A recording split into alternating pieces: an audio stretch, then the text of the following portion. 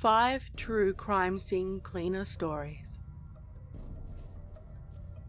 These stories are allegedly true, and so please be respectful of people's experiences in the comments.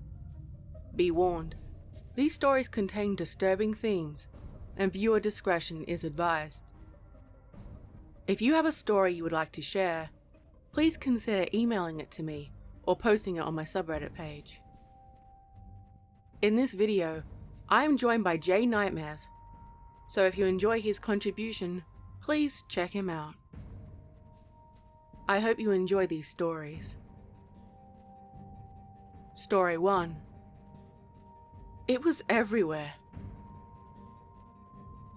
Most people are surprised when they find out how much I enjoy my job. It's pretty gruesome if you're not used to it, and even if you are, when I clean, I get to fix a problem, and I instantly get to see the benefit. It helps someone's life out a great deal. One thing they don't have to worry about. It isn't uncommon, especially during times like these, for people to lose touch with each other. So, when someone passes and they don't get to the remains in time, it will rot and stink up the house. You'll get flies and other vermin coming to, well, eat it. However, just as a reminder, I haven't seen a body directly yet. I've seen bodily fluids, hair, nails, and that sort of thing though. Human skin always looks strange. It's something you will never forget. Most of the time, the bodies are found fairly early, and then there are the slow decomp ones. This is my most memorable case so far. I arrived early. There were signs of insect activity, and I started removing the trash that had built up. The landlord wanted the place clean as soon as possible in order to rent it out right away. I asked if there was a forwarding address for any next of kin in case I find photos or any legal documents. He told me to just throw everything away. Sometimes that is all you can do, but I hope to find something to send on. The landlord also told me to give him any valuables. Now, I don't steal. I don't want to deal with that kind of karma. When I got started, I started to hear shuffling sounds. I wasn't sure what it was. I thought maybe she had a cat or something. But there were no signs, food bowls, cat litter, that sort of thing. I don't really believe in the paranormal.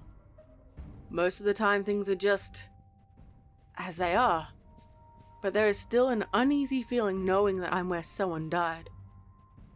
The smell is the worst part. That unpleasant smell. You never, ever truly forget something like that.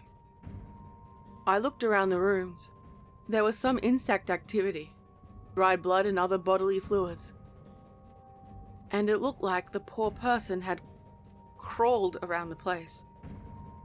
The blood and gore left in the carpet, and there were brown handprints over the walls.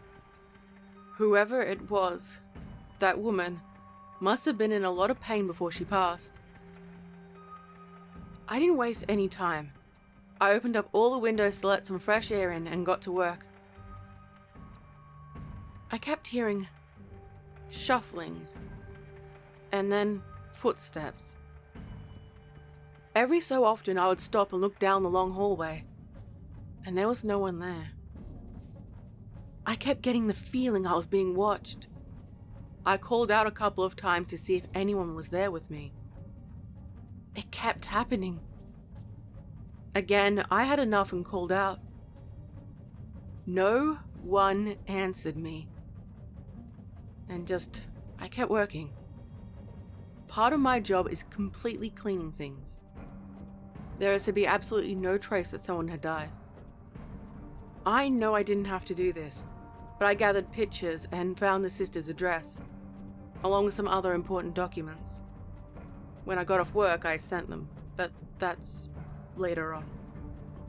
If it was a hoarder house, it would have been much, much more difficult. I'd been there for hours and did a final sweep around the house.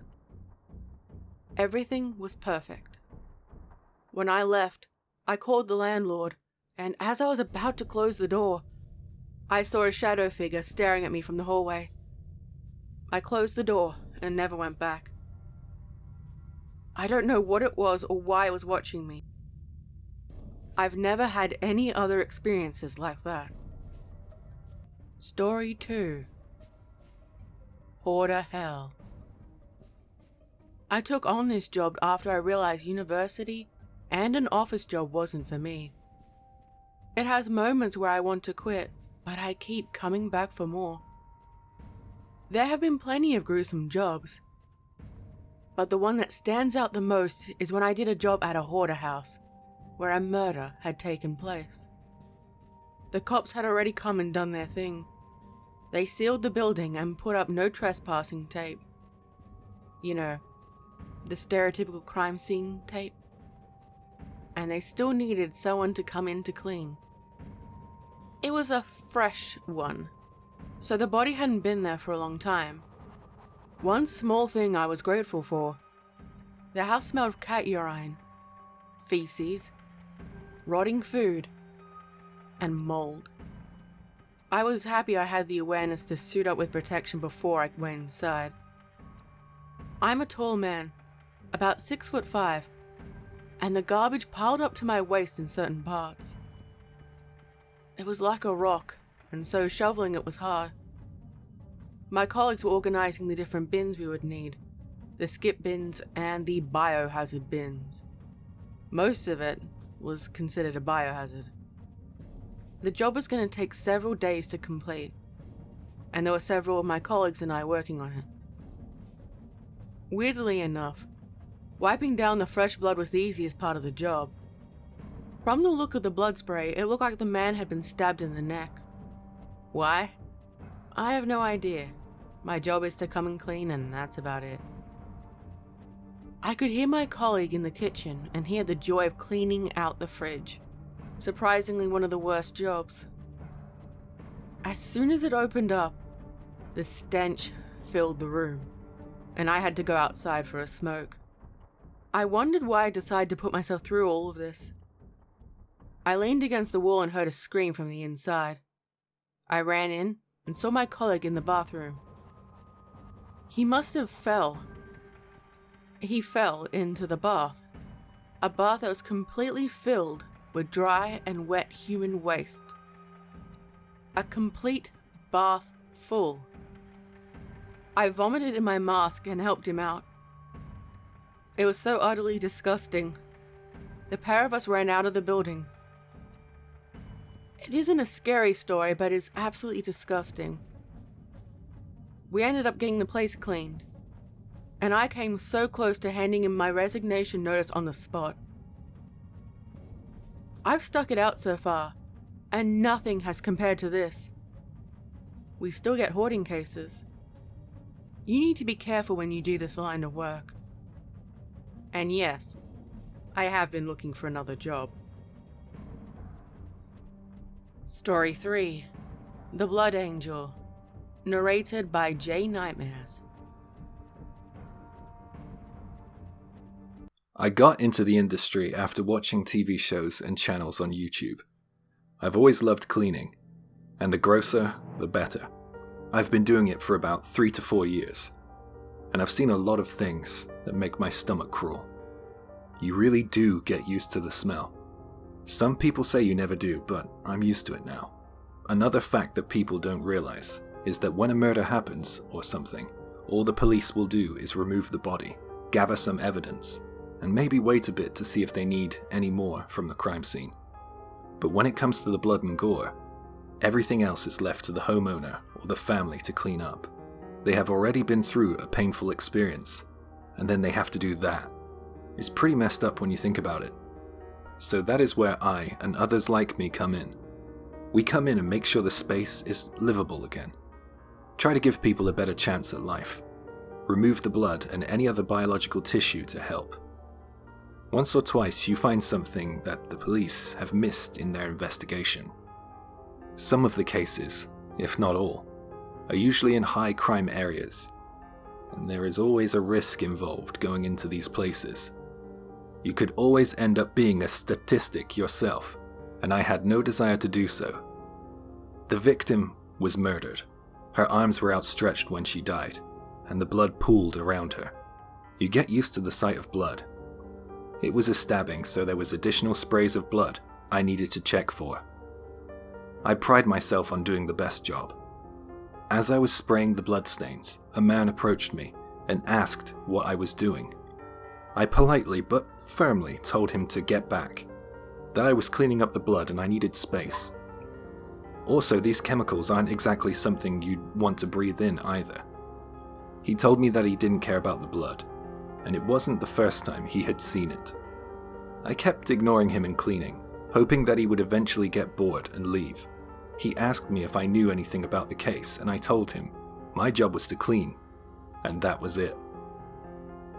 I'm not a police officer or a detective. It isn't my job. He became more threatening, and slowly my suspicions were raised about him. On one hand, he was pretty intimidating, and on the other, if he wasn't involved, wouldn't he want all the traces of it to disappear? It turns out he was guilty of the woman's murder. Story 4. Car accident. Hey, so I guess I'll tell you about my experience. It isn't only murders and other violent crimes we get called out to. Crime scene cleaners are sent out to clean any human remains from car or train accidents. The city does need to keep running, regardless of what happens, and so we can't leave bloodstains or human remains on the roads. Car accident jobs are pretty unpredictable, and it isn't uncommon to be on call late into the night. When I get the call that a job is ready, I get in my truck and head out. I follow the directions the cops give me, and usually, they're still managing traffic and clearing the bodies away before I get there. A lot of the times during car accidents, particularly the most severe ones, the bodies are in pieces. And this is why I insist people drive safe around me all the time. It doesn't matter if you're running late to work. Nothing is more important than your life, the lives of people around you, and even the strangers you don't know on the road. My worst case was a family. Dad, Mom, and 3 kids. All dead. They were killed by a driver under the influence, and I'm not sure what happened to the driver. I imagine this will haunt them the rest of their life. The car wreck was being towed away for evidence. There were clumps of blood, skin, and flesh on the road, and I guess this was just a normal day for me. I can't say this case or any other has given me nightmares or anything like that. I remember finding a small, severed hand. That messed me up for a while. Cars would slowly drive past. Everyone wants to see or to know what happened. Sometimes they would also find themselves in accidents of their own because of this. One of the dangers of the job is you also have to deal with dangerous drivers. In the background, I could hear cars beeping while I scraped a long line of skin off the road and sprayed it with chemicals in order to get the job done quickly. You need to remember at one point this was a person. A living, breathing person who is no longer here, all because of the actions of someone. So, make sure you wear your seatbelts and under no circumstances, do not drink or drive. It really isn't worth it. Story 5. Handprints up the wall. I get sent out to the worst possible cases. This isn't a paranormal case, and a part of me wishes it was. A ghost would be interesting. In my time, I've never seen a ghost or anything like that tells me there is life after death. I tend to get sent to the more difficult cases. I've always had an ability to turn my feelings off, and that has helped me in this line of work. I get sent to the ones that people aren't comfortable doing, and I'm okay with that. Many of them have families, so cleaning up after children have been murdered tends to put them on edge. It's pretty understandable. I guess I don't know what I would do if I was in their position. This was a domestic violence case. A woman killed her husband and her 3 children. I don't know any more details about the case, and I prefer not to know. My job is to go in there and clean. Since it was a murder case, the police needed to gather evidence, and there are always signs that they had been there. Nothing out of the usual. From the look of the blood splatters, many I had to use a ladder to reach, and check everywhere to make sure there weren't little surprises all over the place. It looked as though the dad and 2 of the children were stabbed in the kitchen. They tried to run towards the lounge room, and it looked like that was where the 3 of them died. It would have been heartbreaking for them, being murdered by someone you trusted. One of the children managed to escape the first round. There were bloodstains all over the stairs. The child, a little boy I'm guessing, tried to run to their bedroom. Probably where they felt safest. Look, I'm not a monster by any means. I feel things, but I have to block a lot of things out for my well-being. But I will always remember the small, bloody handprints on the door. He tried so hard to keep her out. But sadly, he couldn't. Hug your children tonight.